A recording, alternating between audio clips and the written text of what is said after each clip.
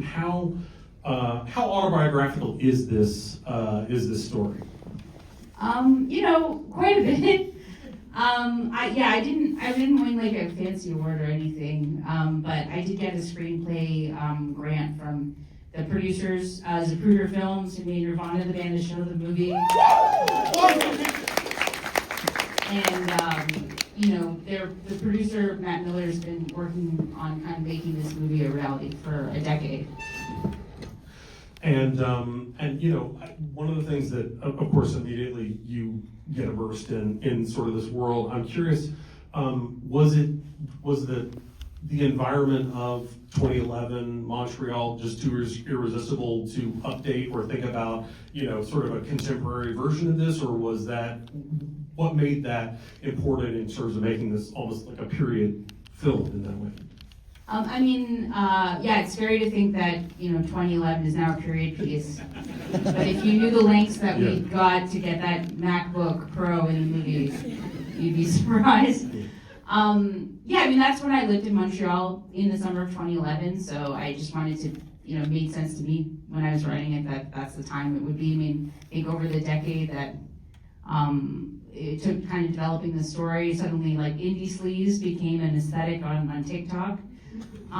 So it was really interesting to kind of see how, this experience that I was just my youth, and also Barbie's as a Tumblr icon that I was looking at, yes, more flash kind of now has become this sort of like nostalgic, there's sort of like iconography to it. Well, I was talking to Barbie right before we came in here, and I was saying, I mean it as the highest possible compliment that this feels like a female high fidelity, not only in terms of its specificity, in terms of its knowledge of music and its familiarity with this culture, but also in terms of it being a character that you are uncomfortably identifying with. Barbie, can you talk about what maybe initially drew you to the role, and what were the things that you especially wanted to sink your teeth into? Yeah, so I got a text from Danny Goldhaber, who directed Faces of Death, which I had shot maybe like a year or two before I started working on what was then Anglophone and now is Mylan Kicks. And he was like, hey, like I want to send you the script, like I'm a friend of mine. I was like, of course, like I always like Danny and I have like very similar sensibilities, so I was like very intrigued. And then I got Chandler's script and I got this like incredible deck that just encapsulated everything about the movie. Every slide had like a Mac DeMarco song, a top song, something that really like immersed me in it. There was like incredible references, and then when I read the script, I just thought it was brilliant. I mean, it felt like a messy female character that in the same way that Girls or any of my favorite movies and TV shows have been, is a sort of unlikable but also completely relatable woman that makes you question your life. And I was like, yeah, sounds about right. Well, I feel like sending a deck that has a lot of specific music references is like a dangerous thing to do, especially now in terms of being able to get music for licensing and things like that. I do something wrong. Not you, but the idea of putting together something that has so much specificity, was that a difficult thing to navigate once you actually started making the movie? Were there things that you knew you wanted to be in the movie, or was there enough flexibility that even if while you were making it, you were like, we love this song, it's perfect for this moment, it may not end up in the movie, or, Yeah, I think, I don't know, maybe it's like both a detriment and also a strength of mine that I can't let things go as a filmmaker. And so a lot of the songs that are in the movie, were written into the script, like the Auto Luck song where they have their last kiss in the loaded diaper-esque van. I really wanted to have kind of like needle drops that like really not only kind of marked the era and gave people nostalgia, but also kind of like punctuated it. It was very challenging to kind of get all that music in the film. I worked with an incredible music supervisor, Evan Dubinsky, who produced my first feature, I Like Movies. Woo! Thank you. And with Lindsay Blair Goldner, and he just kind of worked tirelessly. Like, I wrote personal letters to Alanis Morissette and Johnny Newsom and Peaches and Deer Hunter. to kind of convince us to give us like production friendly rates, and they were very, very generous about that. So just, yeah, and then we had this kind of like literal angel investor who came in at the last second, Brian Elkerton, who like gave us the money to kind of actually get those songs in the movie, because yeah, I can't imagine this film without this kind of like mixtape. Absolutely, absolutely. I want to talk to you both about the first scene where Grace sees Chevy, because there is not a moment I feel like I've watched a movie recently where I was like, that is going to be a disaster. Like the moment that she's looking at him and how bad, it's like he's kind of the worst from the beginning. Can you talk about the idea of writing this guy, how he, we obviously there is a realization that he is all wrong in many, many different ways for her, but also like sort of how you conceive that moment and then how you wanted to play it, because I can see in your wonderful performance that it's like, oh yeah, this is it for me, even though we're sitting there going, waving our arms frantically like, please don't do that. Yeah, it's like a horror movie where it's like, don't go in the house, the monster's right there. Yeah, and then I feel like Barbie, like, there's this wonderful shot where like you can see kind of like Jeremy, our cinematographer, Jeremy Cox, he lit it so like the party lights are kind of like flashing off the reflection of her glasses, and she's kind of giving like literal heart eye emoji as a performance. And, like, it's so powerful. But yeah, I mean, I guess, I don't know, I think there's something kind of funny about like someone literally saying, this is the worst person in Montreal, and then it's like, only that is the moment that she's like, hey, maybe there's something about this guy. I love that. I mean, I think that any situation where you're looking on stage at a like crusty band and you're like, I'm in love with this person, probably 99% of the time won't work out. But I love that scene because also it was super hot in the loft and we shot everything on location, so nothing was like on a fancy sound stage or like whatever. So it was like we were actually in loft space that I'm sure people throw parties in, and it was so hot. And I remember during it, there's this like one sweat bead that like looked so horny too, and I was like, perfect. I didn't plan that, but I'm happy that it happened. If you look closely, you'll see it. But yeah, it was a lot of like I think the art of yearning, as the kids say, like it was really fun to play, especially in complete delusion. I think was really fun, and kind of creating this fantasy of a person in your head. So yeah, I had a lot of fun with that one. I'm glad for the sweat bead. Thank you. We tried to CGI some of it out. It was so hot. I really want someone to make like a TikTok reel of just beautiful shots of Barbie yearning it that are just slow zooms. I think there's about like 19 of them. And but I really like when she's sipping on the iced coffee, like staring at Chevy, and like one reference actually for me was like a lot of like old Sailor Moon episodes where you just see like Sailor Moon like staring at like Tuxedo Mask, and like to me, that's like with like hearts flashing in her eyes, or like big bead of sweat. So I'm glad that maybe that came across consciously. Oh, absolutely. I say this with admiration that I feel like we don't see movies about female messes often enough. Characters who are this kind of like, unformed and messy. I'm curious how difficult or easy it was to communicate that in a script that was so personal for you. I mean, was there the impulse ever to give this character, who is a proxy for some of your experiences, more victories maybe than you had experienced in real life? I guess, I don't know. I guess, we're out there. We live amongst you, Todd. We're here. We're not going anywhere. That's right. I mean, I guess, I don't know. I was just writing myself, so I guess I'm being read now on stage at my own Q&A. But, I mean, I guess for me, like, I don't know. I don't really want to watch, like, a clean, perfect, nice girl in a movie, ever. Like, what's the point? She doesn't need a movie. She's boring. And so I think I'm always, like, interested in writing characters that, like, need to learn the lesson like so painfully, like over and over again. You're like, don't do it. Oh, you're at the shoe store. Why are you wearing the backless American Apparel shirt? Okay, getting the shoes. Okay, writing another band Bible. Like, I guess because I feel like I have to learn things like so painfully over and over and over again, and it's not, I like characters that have to sink to like the lowest possible depth.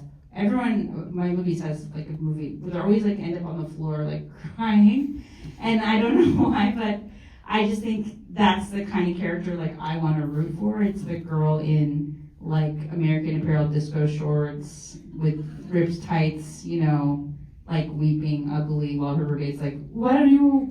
It's 3 a.m. Go to bed. Well, of course, was that? I guess what I'm getting at really is, were you interested in, sort of litigating publicly the bad choices that you made, or was it easy to sort of take a step back and create, sort of dramatically rich, and interesting things that maybe you had already learned those lessons? I think it's just a movie, and I'm just kind of doing whatever's most interesting to me for the screenplay, and kind of like following the characters, cause and effect. So yeah, I don't think I thought about like, oh, it'll be more likable if the character does this, or. No. I just mean in terms of just the idea of you taking your own experiences, your own failures or mistakes, or bad experiences, and bringing them in, or if having gone through those experiences and learned lessons, it gave you more inspiration for original and ones that you had not gone through yourself. Yeah, I don't know. I think it was just kind of like a weird cocktail of like remembering stuff that happened to me and things that happened to my friends and stuff I've liked in other movies, and just trying to kind of extrapolate it. And then I think what Barbie brought to it so much was just like this huge amount of like charisma and lovability and like dignity that she brought the character, so that, I think the reason the movie works is because of Barbie's performance. Yeah, absolutely. Well, Barbie and I was lucky enough to get to do a Q&A for her, with her for Bob Torino Likes It, and I was very much reminded of that character as well. Great movie. Yeah, it is. It's a really wonderful movie. Did you feel any trepidation in jumping into this, knowing that there was such a personal connection to the character and everything, or did it inspire you to be more fearless in the role? Well, I did a very similar thing where Bob Torino Likes It by Tracy Lehman. She wrote a movie that it wasn't necessarily her, but it was about her experiences, and I really have been really attracted to indie filmmakers who make a very honest script, and I feel like there's like so much more passion when it's something that comes from like a personal space. And so I just was excited to get on this journey again, and there is an extra pressure when something is so personal to someone. And the great part is that with indie movies, even though it's a smaller budget, there's less people in your ear telling you what you can and can't do as a filmmaker. So like, we really get to explore these topics and actually like bring the truth and the honesty out without it feeling like there's like 1,000 cooks in the kitchen trying to tell you this is right or this is not right. And so I just felt like it was a logical next step. I loved the script. I was like, this character is something that is different, and also, kind of like the same world of like female characters that I love, which are just like kind of very random and like really, I don't know, sometimes I'm just so attracted to very unique and weird girls. I mean, like that's really what I look for, and so I was like, this one was perfect. How difficult, you talked about, of course, certainly the people who supported you in bringing this to life, but for you, how much did your sort of past experiences as a writer, writing about music, writing about film, just sort of kind of like give you an absolute runway, made you ready in terms of bringing this community to life of this time, not just because you lived through it, but in recreating it in terms of its musical diversity? Yeah, well, I was very lucky that we got to work with such a great crew in Montreal and shoot Montreal for Montreal in a lot of the streets and kind of venues and lofts and people's apartments where some of this stuff happened.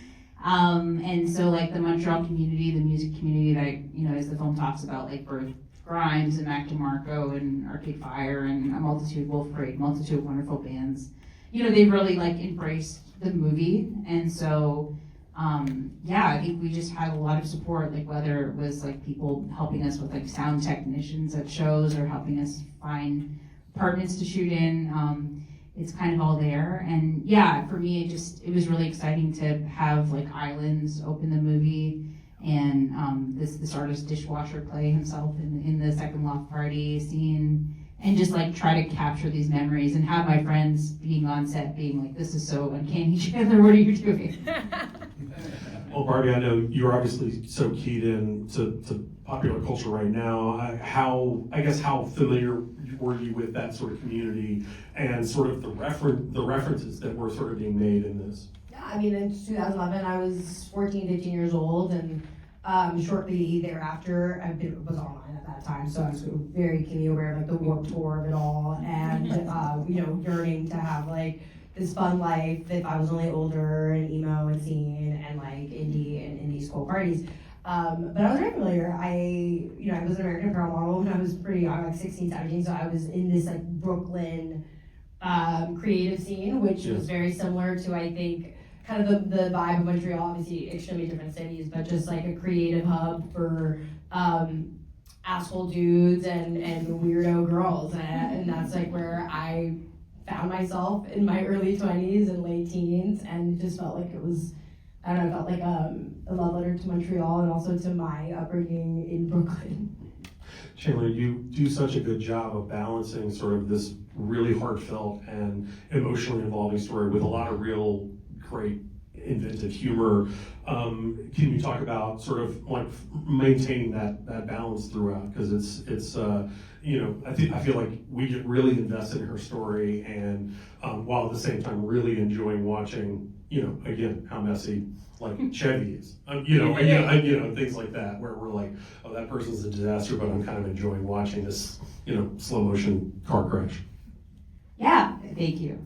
I guess, I don't know, I think it just helps when you cast people that are really naturally funny and have great comic energy and like chemistry between them. So, it was really just so fun to watch like Stanley kind of improvise and with Barbie, and those actors, they're so generous in those scenes and like really wonderful and fun to watch.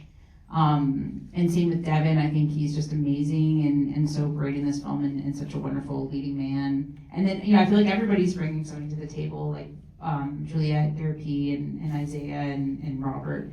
So I think it was just like things, I've written this script for 10 years, so a lot of the jokes I've been like saying out loud to myself on the streets of Milan, like at 4 a.m, kind of like framing bagel shops with my hands. And so it was really exciting to have like real actors to talk to about the characters and really like infuse everything with kind of like real world details and specificity. And then I think once, they had their own instincts about the script and the characters, like that's when it got really fun and interesting.